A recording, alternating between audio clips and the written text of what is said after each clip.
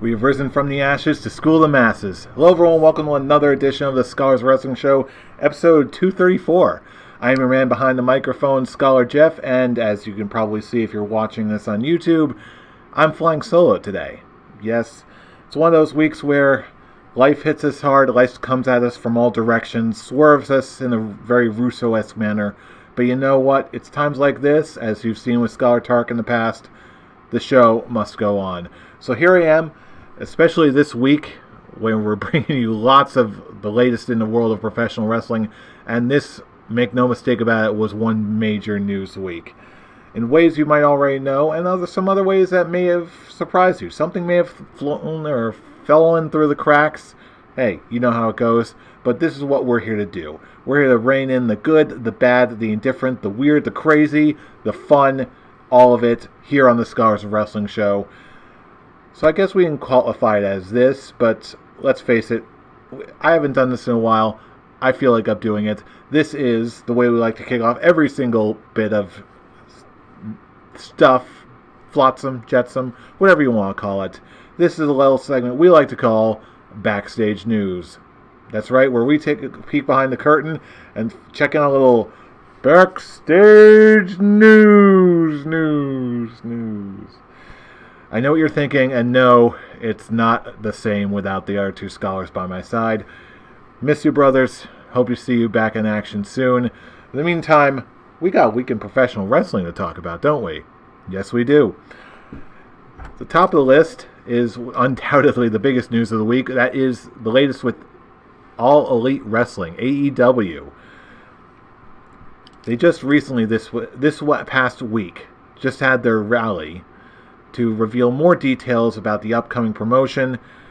Main details were discussed, including some early signings, the announcement that seemed to address a lot of the early fans' concerns, including some things that were on a lot of people's minds, including the pay structure, that there would be no pay gap, that all that would be given forth, pay structures would just be based on merit alone, which, hearing some confirmation of that, is absolutely fabulous. There was some little uncertainty about what that was actually intended to mean, and Brandy Rhodes herself went on Twitter to clarify her statements, saying that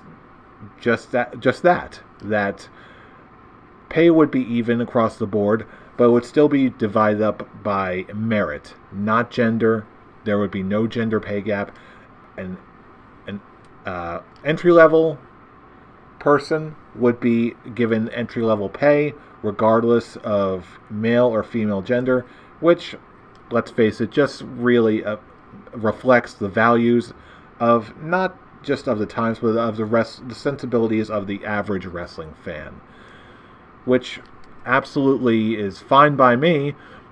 But the biggest news of that week is undoubtedly the signing of one Chris Jericho to a legitimate full-time contract with AEW.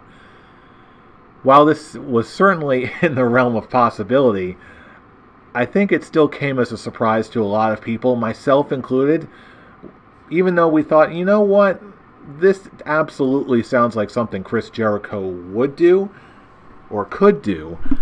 But did he do it? Well, the answer is yes, he did. As he elaborated later on in various mediums, he is absolutely one of those guys who already made his big money and can afford to essentially do what he wants to do and expand his creative consciousness and what he does, remixing not just for personal and professional gain, but also for himself, which is a very, very enviable place to be in. If you're already got your money, you're not worried about finding work or doing something, or just being able to self-actualize and be the best performer you can be, and continuing performing at a high level like Chris Jericho has been, that's, hey, everyone wins there, except for possibly Vince McMahon. But let's face it, given the tight relationship between Chris Jericho and Vince McMahon over the years, I'd be shocked if it came to be that he didn't already know about this and this was not already discussed in great detail. But either way, things seem to be off to an amazing start, including the rumors that they could be close to a TV deal. The actual TV station that they're on, a lot of people are saying, there's a rumor going around saying TNT. Jericho, on doing the radio rounds this week, has said that there is talks of a serious TV deal on the table. Where that will be, we don't know for certain yet. But the current ongoing rumor is that they're looking at TNT or some other Turner-owned station. Now, longtime wrestling fans are going to hear a Turner Broadcasting Company, and they're going to think Monday Night Wars, WCW all over again. Well, for those of you who have been following on wrestling Twitter lately, the opinions about this seem to be remarkably split, no matter who you are or where you are. It came out this past week that Dave Meltzer seemed to believe that when prompted about, hey, could AEW actually compete with WWE? His response, which was met with a fair bit of mixed reactions, was, in Dave Meltzer's mind, he believes that you would need to see at least about 2 months minimum before you can make it anywhere near of an accurate prediction as far as could AEW compete with WWE in the long run. Now, I've seen very, very mixed reactions from all sorts of people all across the internet or the Twitterverse, whatever you want to call it. And there is no middle reaction, no tepid feelings about this. There seems to be quite a lot of disbelief that this could be an accurate reflection of, oh, how could you possibly know in 2 months whether or not AEW is going to be able to hang with WWE? Well, that's the thing. You don't.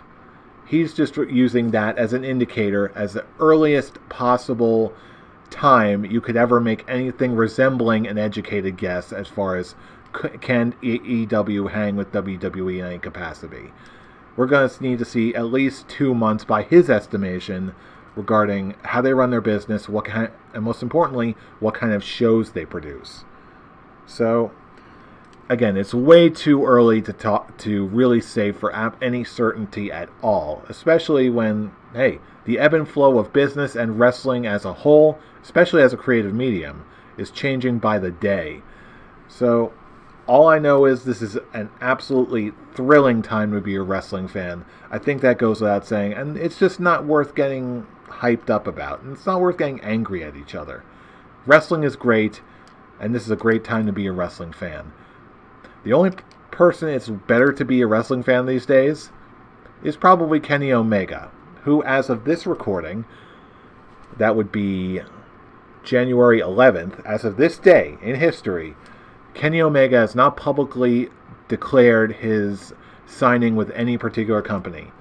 He is reportedly done, for the moment, with New Japan Pro Wrestling. He has not signed with WWE.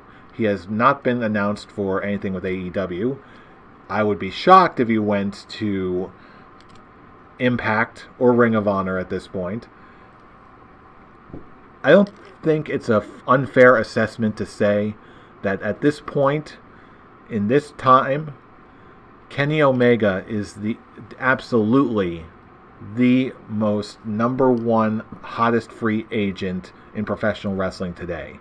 And all eyes are on him, especially now after the AEW announcement and the fallout from Wrestle Kingdom 13. The big question on everybody's mind is, where is Kenny Omega going to go? And that, to me, is reliant on one primary question. Does Kenny Omega have a price? Now, I know a lot of you are thinking that old $1 Million Man adage, everyone's got a price. Well, yes and no. One thing has shown us is that Kenny Omega is a very passionate man. He stands by his principles and he knows what makes him truly happy. Now, with a lot of people, especially in this corporate working environment that is modern professional wrestling in 2019, that basically comes down to what you want to do and how much money you want to make. If you want to make the most money possible, get the biggest exposure on the biggest stage,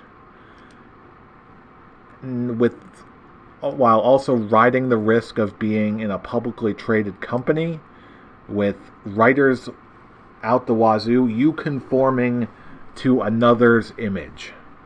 If you can do that, if you're happy in that kind of working environment and you're willing to roll the dice, if you can thrive in a very constricted type of environment, then WWE is for you.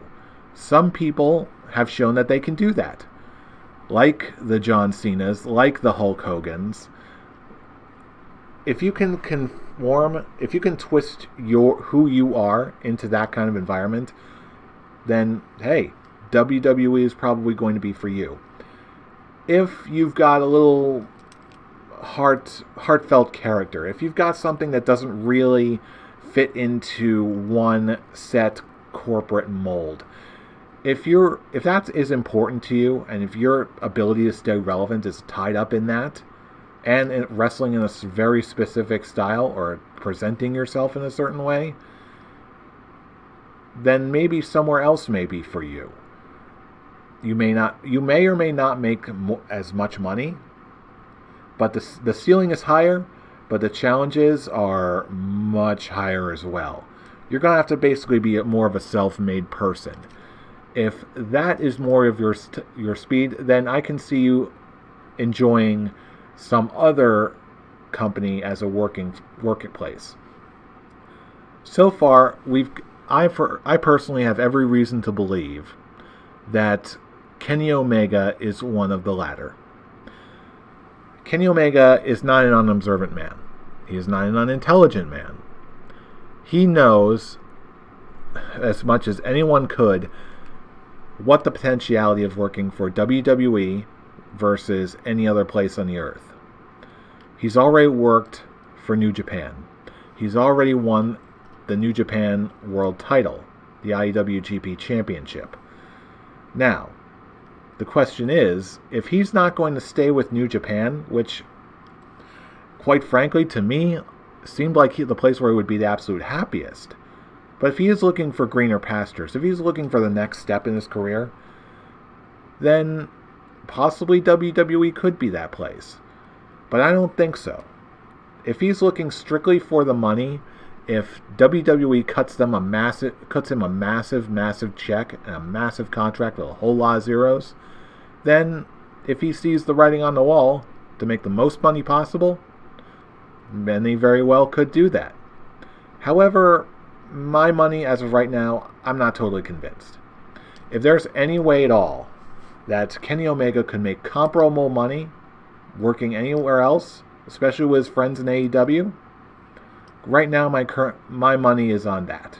If he can make comparable money while retaining that same sense of creative freedom that he could have elsewhere, like in AEW, with the Khan family, another family of billionaires backing him, then that very well could be where he goes next.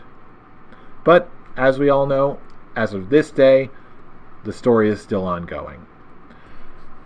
But those, of course, are the serious ones. Now we have to tackle the smaller, the tinier details, the tinier stories that maybe you missed this past week in wrestling.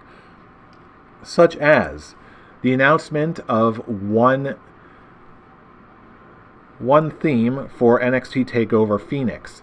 Now, you may be asking yourself, Scholar Jeff, what's so big about that? Well, this time it's due to the unconventional nature of the act that they've selected as one of their theme providers.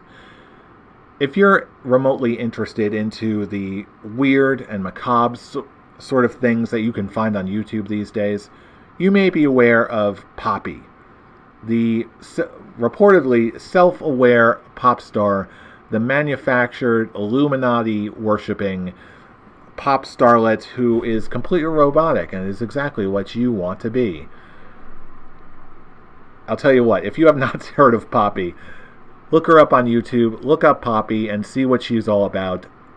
Any explanation I give you will not do her justice. But apparently, as it seems, her song X, which is apparently some kind of metal song that apparently fits the nature of NXT TakeOver, was tweeted out by Triple H just this past week, and apparently that's going to be a theme. Oh boy, this is going to be very interesting to see how they use her, or how she uses them. The mind boggles. But either way, in somewhat more sane news, the WWE is also diving back into the realm of cookbooks. Yes, friends, just announced on March 19th they will be releasing WWE The Official Cookbook. For longtime fans, you may remember the book Can You Take the Heat? The WWE is Cooking, released during the Attitude Era, which I actually own. I have actually legitimately made several recipes from this cookbook. I'm not even joking. And some of them were actually surprisingly good. Not all of them. Some of them were just gimmicky and overly simplified and not that very good at all. But there are some of them that were surprisingly good, including a decent recipe for salmon cakes from Harvey Whippleman, I believe. That was surprisingly good. So, go figure.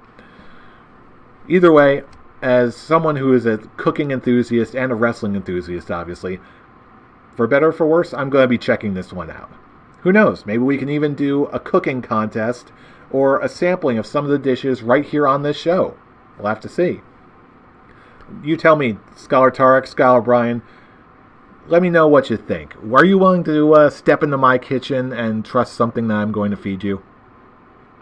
What do you think? Well, all fun aside, there is still one more little bit of news, or actually this is more of a rumor that is yet to be confirmed. I want to talk about Mortal Kombat tonight. Now, you might be asking yourself, what does this have to do with wrestling? Well, this past week, Ed Boon, the creator of Mortal Kombat of NetherRealm Studios, released the cover art for Mortal Kombat 11, the upcoming Mortal Kombat game.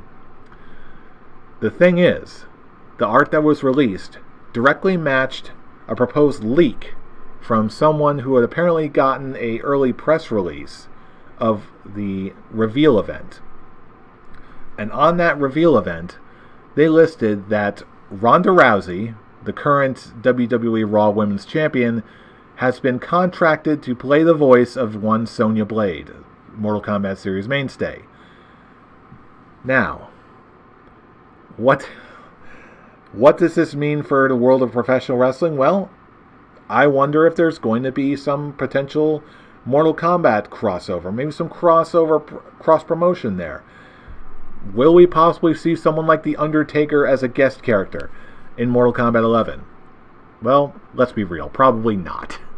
But even so, just seeing that Ronda Rousey, a celebrity voice that is so closely tied with WWE, is going to be working with the boys at NetherRealm Studios on the latest Mortal Kombat game, hey, this old arcade rat could not be happier about that, and is very, very excited to see what could come of that. But anyway, we don't know anything for sure. That is until January 17th, where the actual reveal event takes place, which could be right before this show, next week. We're not going to know for sure until that happens, so I, for one, will be keeping my ears to the ground and my eyes on every single stream and Twitter account that I can find to not only keep you up to date, but to find out which of those rumors are true, which ones are false. Because as with many other things in life, the hype is real, and there's a lot of wonderful things to look forward to, especially in the world of professional wrestling. As the hosts of Busted Open Radio on Sirius XM Play, they couldn't have put it any better. Don't get too hyped up and angry. Don't fight about wrestling, because right now, Wrestling is fighting for you. Wrestling is fighting for us. Wrestling is fighting for the attentions and the hearts and the minds of wrestling fans just like you and me all over the world. The battle lines are being drawn right as we speak. Who will be on which side? We'll have to find out and see. But before we go, last week, if you remember, we touched upon the upcoming Royal Rumble prediction game for 2019. It's coming up, but you may be wondering yourself, Jeff, when does it start? When can I cast my votes, and when can I start putting in entries for the 2019 Royal Rumble game? Well, I'll tell you. The official go-live date for the 2019 Royal Rumble game is Saturday, January 12th at 9 a.m. As of the day of this recording, it's tomorrow. Depending on when you see this and when this video goes live, hell, it could be today. It could be right now. So, by all means, if it's past 9 a.m. Eastern Time on Saturday, the 12th of January, then, yeah, it's live. So go, if it is live for you where you are, go to Facebook and run a search for the 2019 Royal Rumble prediction game. All the rules are there. You choose 3 numbers, 1 through 30, and along the names of the 2 winners, the 2 people who you think were going to win each respective Royal Rumble match. 1 for the men, 1 for the women. Earn points and compete against people and fans from all over the world, including yours truly and the Scholars of Wrestling team. And of course, as it's been alluded to, the Scholars of Wrestling Championship will be on the line. So, as much as I'm confident that I can get the belt back, it's just as likely that Tara can retain. It's just as likely that Scholar Brian can retain. Who knows? Maybe a new challenger will come out of the woodwork. Maybe there's even more surprises to come on the horizon. Well, I'll tell you one thing.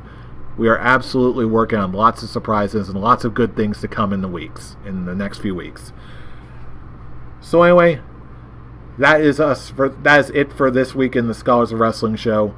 Let us know what you think in the comments below. If you're on YouTube, let us know what you think all across the internet. Show us your support. Let us know what you think is coming up in the world of professional wrestling.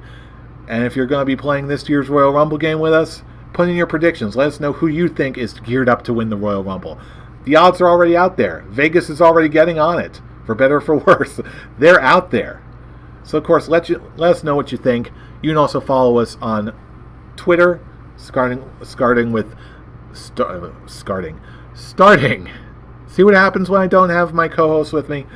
Starting with our main page, at ScholarsOW, for all the latest wrestling and episode uploads.